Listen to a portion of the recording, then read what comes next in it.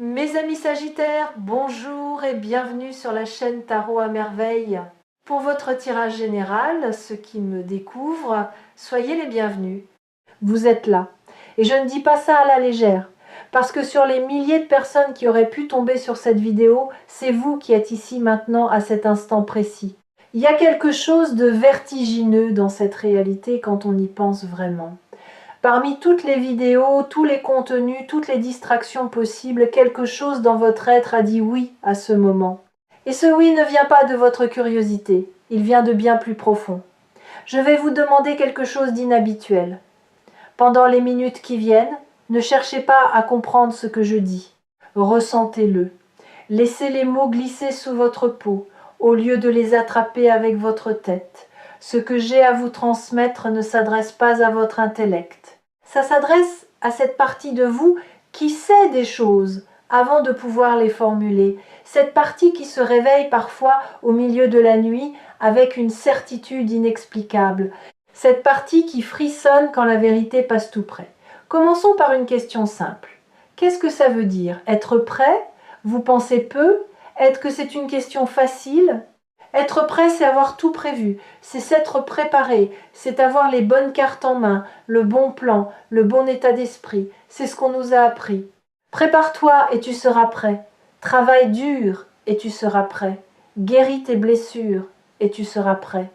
Mais si je vous disais que tout cela est faux, si je vous disais que la préparation telle que vous la concevez est en réalité l'obstacle le plus élégant que votre peur ait jamais inventé, parce que tant que vous vous préparez, vous n'agissez pas. Tant que vous attendez d'être prêt, vous restez exactement là où vous êtes. Et votre peur le sait, elle le sait parfaitement.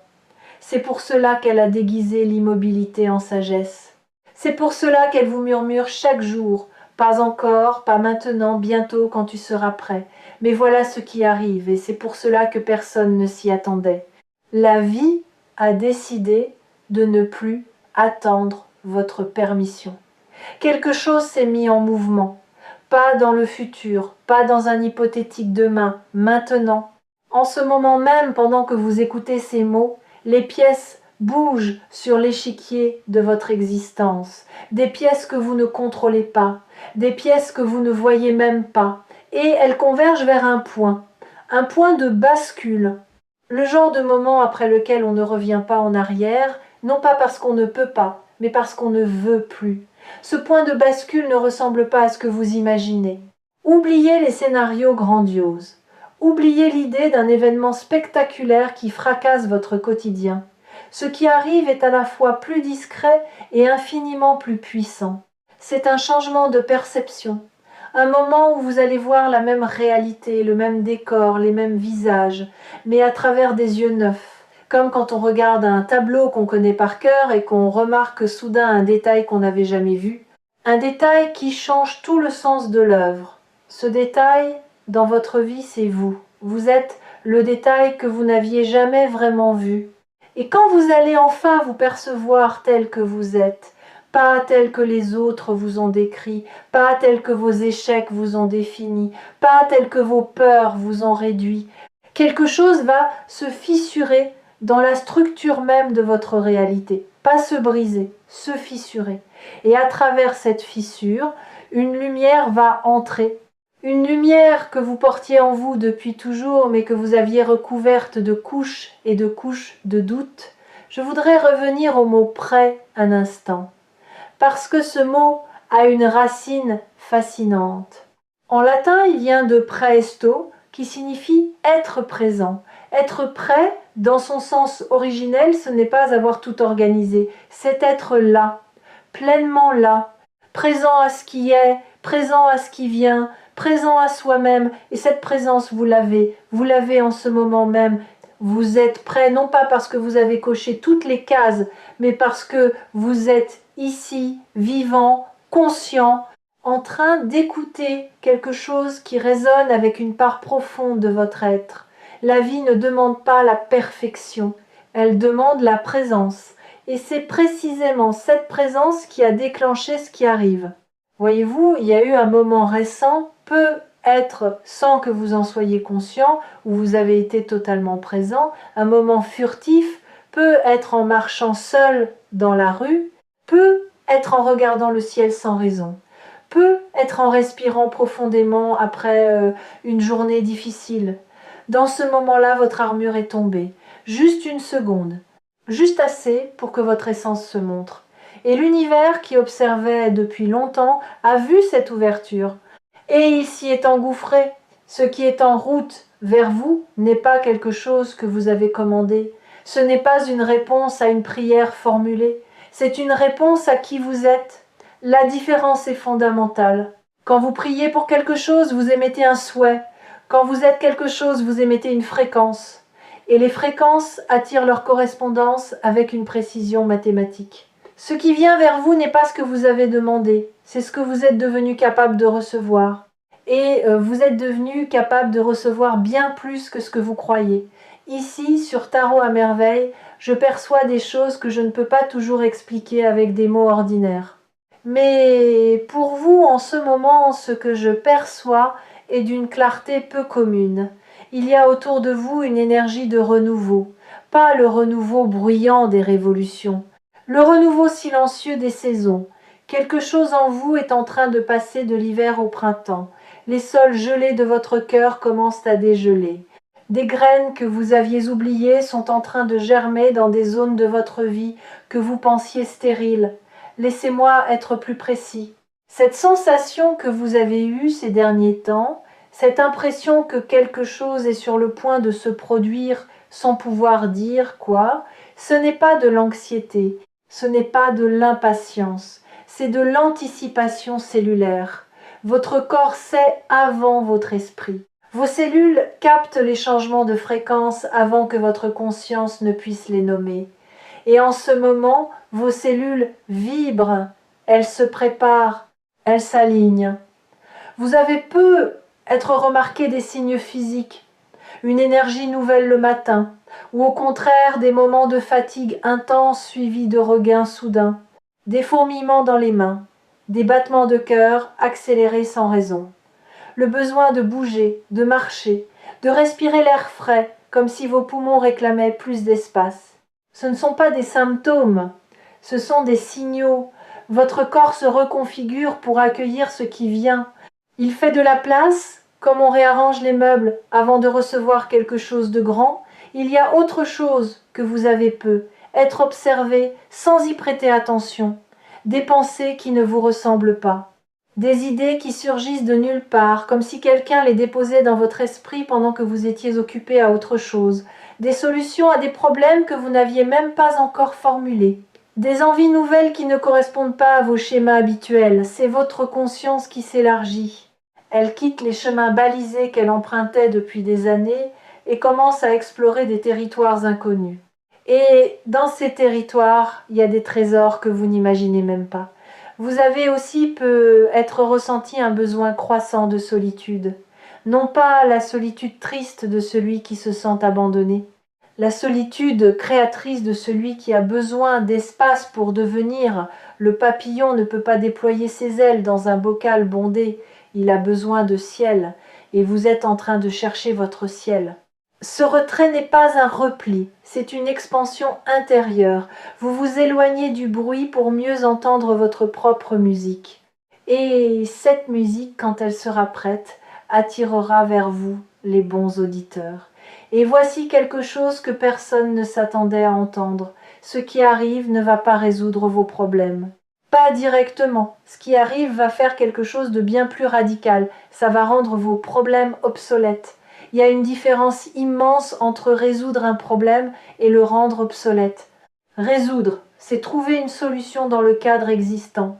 Rendre obsolète, c'est changer le cadre lui-même. C'est monter d'un étage et réaliser que ce qui semblait être un labyrinthe vu d'en bas est en réalité un simple chemin vu d'en haut. Ce changement de perspective, ce passage d'un étage à un autre, c'est exactement ce que vous êtes en train de vivre. Et il ne dépend pas de circonstances extérieures, il ne dépend pas de la chance, il ne dépend pas des autres, il dépend d'un seul facteur, votre consentement. votre disposition à accepter que la vie puisse être radicalement différente de ce que vous avez connu jusqu'ici. Pas meilleure au sens où vos conditions s'améliorent, différente au sens où votre regard se transforme. Imaginez un instant que vous avez porté des lunettes teintées toute votre vie, des lunettes grises, posées sur votre nez par vos premières déceptions, ajustées par vos peurs, resserrées par vos habitudes. Tout ce que vous avez vu, vous l'avez vu à travers cette teinte. Les gens, les opportunités, vous-même. Et parce que vous n'avez jamais connu autre chose, vous pensiez que le monde était gris, que c'était simplement la couleur de la réalité.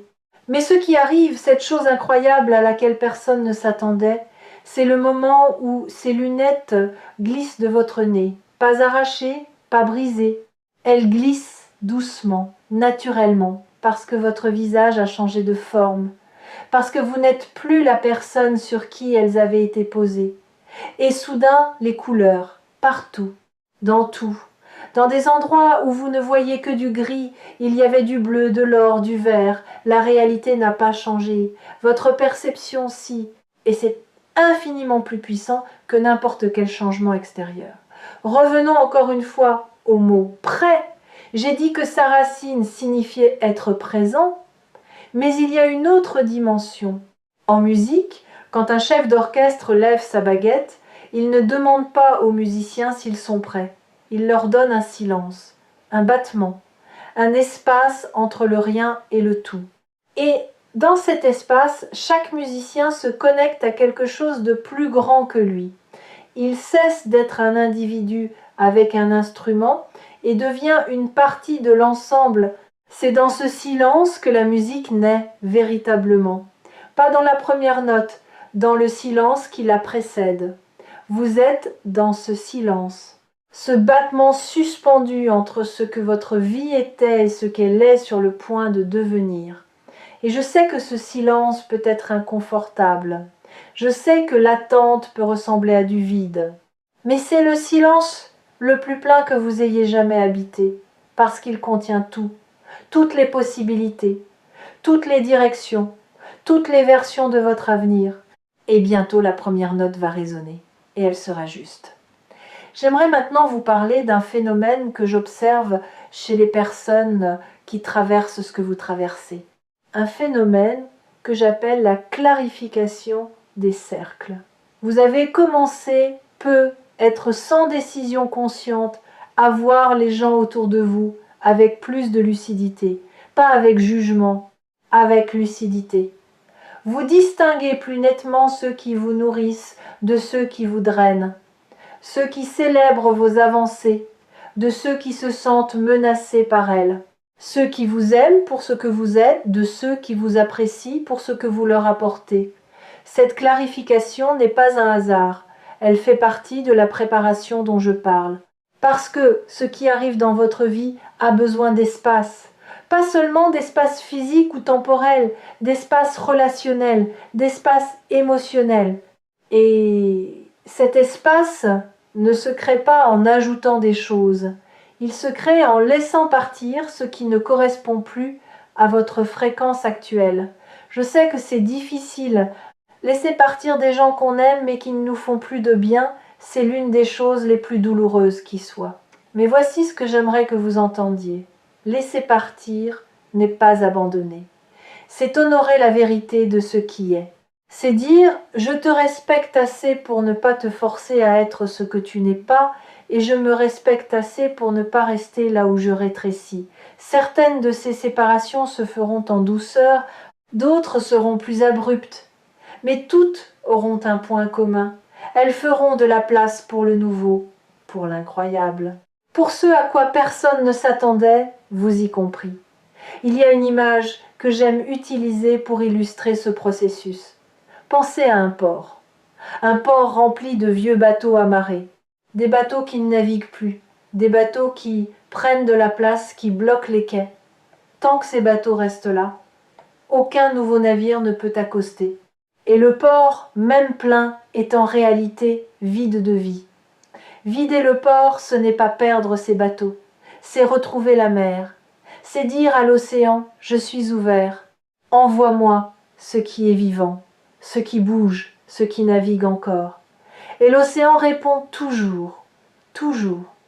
Et dans cet espace libéré, quelque chose va commencer à pousser, pas immédiatement, pas du jour au lendemain, mais avec la certitude tranquille de la nature qui fait son travail, vous allez sentir une confiance nouvelle, pas la confiance arrogante de celui qui croit tout savoir. La confiance douce de celui qui accepte de ne pas savoir et qui avance quand même. La confiance de l'enfant qui apprend à marcher, qui tombe et qui se relève et qui n'a pas encore appris à avoir honte de ses chutes, cette confiance va devenir votre boussole. Quand les choix se présenteront, et ils vont se présenter, vous ne chercherez plus la bonne réponse dans les opinions des autres, dans les livres, dans les réseaux sociaux. Vous la chercherez dans votre ventre, dans cette sensation que vous connaissez bien mais que vous avez si souvent ignorée, ce nœud qui se forme quand quelque chose n'est pas juste. Cette expansion qui se produit quand quelque chose est aligné, votre corps est votre oracle le plus fiable, et il est temps de lui rendre sa place. Et c'est là que réside la beauté de ce qui se prépare. Vous n'allez pas devenir quelqu'un d'autre, vous allez devenir plus vous-même.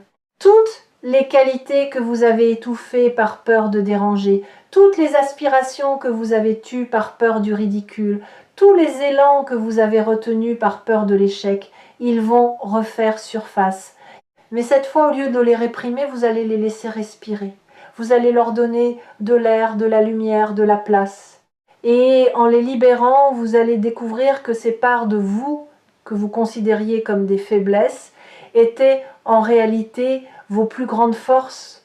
Votre sensibilité n'est pas une fragilité. C'est un radar d'une précision redoutable. Votre tendance à trop réfléchir n'est pas un défaut. C'est la marque d'un esprit qui refuse la superficialité. Votre besoin de profondeur dans les relations n'est pas de l'exigence. C'est le refus de gaspiller votre temps dans des connexions qui ne nourrissent pas votre âme. Tout ce que vous avez considéré comme trop chez vous, trop sensible, trop intense, trop exigeant, trop rêveur, c'est exactement ce qui fait de vous quelqu'un d'irremplaçable. Et le monde est sur le point de vous le montrer d'une manière que vous ne pourrez plus ignorer. Parlons un instant de ce qui vous a amené à douter de vous-même. Il y a eu des moments dans votre vie où votre confiance a été volée, pas perdue, volée, par des mots prononcés au mauvais moment, par des regards qui vous ont réduit, par des silences qui vous ont fait croire que vous ne méritiez pas d'être entendu. Ces moments se sont empilés les uns sur les autres comme des sédiments, et avec le temps ils ont formé une couche dure entre vous et votre véritable nature. Cette couche, vous l'avez prise pour du réalisme. Vous avez appelé ça avoir les pieds sur terre. Mais en réalité, c'était un blindage. Un blindage qui vous protégeait de la douleur, mais qui vous coupait aussi de la joie. Ce qui arrive de si incroyable, c'est que ce blindage est en train de se dissoudre. Pas sous l'effet d'une volonté héroïque, pas grâce à un travail acharné sur vous-même. Il se dissout parce que sa date d'expiration est atteinte. Il a fait son travail. Il vous a protégé quand vous en aviez besoin. Mais aujourd'hui, vous n'en avez plus besoin et votre être le sait. C'est pour cela que vous vous sentez parfois étrangement vulnérable ces derniers temps. Pas fragile, vulnérable. Il y a une nuance capitale. La fragilité, c'est quand on peut être brisé. La vulnérabilité, c'est quand on choisit d'être ouvert.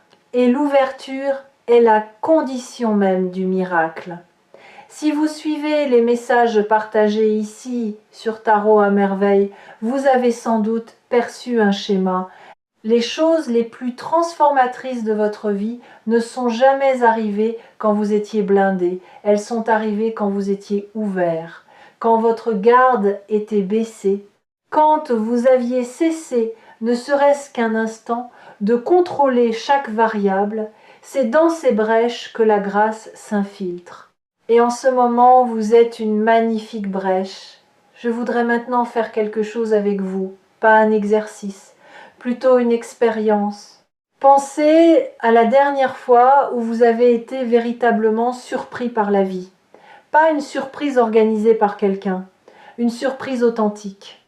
Un moment où la réalité a dépassé vos attentes d'une manière que vous n'auriez jamais pu imaginer. Retrouvez cette sensation dans votre corps, la stupéfaction mêlée à la joie, l'incrédulité qui se transforme en gratitude, ce rire nerveux qui monte quand on réalise que la vie est bien plus généreuse que tout ce qu'on avait osé espérer. Cette sensation, gardez-la, parce que c'est exactement ce que vous allez ressentir bientôt. La vie s'apprête à vous surprendre de nouveau, et cette fois, la surprise sera à la mesure de tout ce que vous avez traversé. Pas comme une compensation, pas comme une récompense, comme un écho. Un écho de votre propre grandeur qui vous revient après avoir voyagé loin, très loin, et qui revient amplifié. Il y a un dernier signe que je veux mentionner avant de continuer. Un signe auquel peu de gens prêtent attention, et pourtant il est l'un des plus puissants. C'est la sensation d'être au bon endroit, pas géographiquement, existentiellement. Ce sentiment fugace mais lumineux que malgré les difficultés, malgré les incertitudes, malgré tout ce qui reste à résoudre, vous êtes exactement là où vous devez être. Ce sentiment n'est pas une illusion confortable, c'est votre âme qui reconnaît son propre chemin, comme un fleuve qui, même après des détours, des cascades et des gorges étroites, sait toujours qu'il se dirige vers la mer. Vous êtes ce fleuve, et la mer est plus proche que vous ne le pensez. Revenons une dernière fois au mot « prêt ». Nous avons dit que c'était être présent. Nous avons dit que c'était le silence avant la musique. J'aimerais ajouter une troisième couche. Être prêt, c'est aussi accepter d'être transformé, pas amélioré. Transformé. La différence est subtile mais immense. S'améliorer, c'est garder la même structure et la polir. Se transformer, c'est accepter que la structure elle-même change, que vos fondations bougent, que ce que vous pensiez être des piliers se révèle être des murs, et que ces murs peuvent tomber sans que vous vous effondriez, parce que vous n'êtes pas vos murs, vous n'êtes pas vos protections, vous n'êtes pas vos habitudes, ni vos peurs, ni vos stratégies de survie. Vous êtes ce qui reste quand tout cela tombe. Et ce qui reste, je vous l'assure, est bien plus vaste, bien plus lumineux, bien plus puissant que tout ce que vous avez construit autour.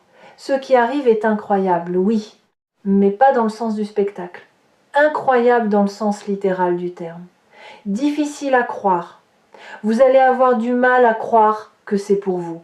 Vous allez chercher la faille, l'arnaque, le piège, parce que votre histoire vous a appris à vous méfier du beau, à attendre la chute après chaque élévation, à chercher l'ombre derrière chaque lumière. Mais cette fois, il n'y a pas de piège, il n'y a pas de chute programmée. Il y a simplement la vie qui tient sa promesse la plus ancienne, celle que tout finit par s'équilibrer, que ce que vous avez donné vous revient, que ce que vous avez enduré vous a rendu plus fort, pas plus faible, que chaque larme a arrosé un sol que vous allez bientôt voir fleurir, et cette floraison ne sera pas silencieuse, elle sera vue par les bonnes personnes, au bon moment. Votre transformation va devenir visible, non pas parce que vous la montrerez, mais parce qu'elle irradiera de vous comme la chaleur irradie d'un feu. Les gens le sentiront, certains seront attirés, d'autres seront déconcertés, mais tous sauront au fond d'eux que quelque chose en vous a changé de manière irréversible. Alors voici mon dernier mot pour vous. Ne vous préparez pas, soyez prêts et vous l'êtes déjà. Pas parce que vous avez tout compris, pas parce que vous avez tout guéri, mais parce que vous êtes là, debout, vivant, le cœur ouvert malgré tout ce qu'il a traversé. Et c'est la définition même du courage, pas l'absence de peur, la présence malgré la peur. Ceux qui arrivent ne s'attendaient pas à ce que vous soyez parfait, ils s'attendaient à ce que vous soyez vous, et vous l'êtes. Magnifiquement, imparfaitement, courageusement vous. Merci d'avoir partagé ce moment. Merci de votre présence. Et n'oubliez pas de revenir ici sur Tarot à merveille chaque fois que votre cœur a besoin de se souvenir de ce qu'il sait déjà. La première note est sur le point de résonner. Écoutez bien,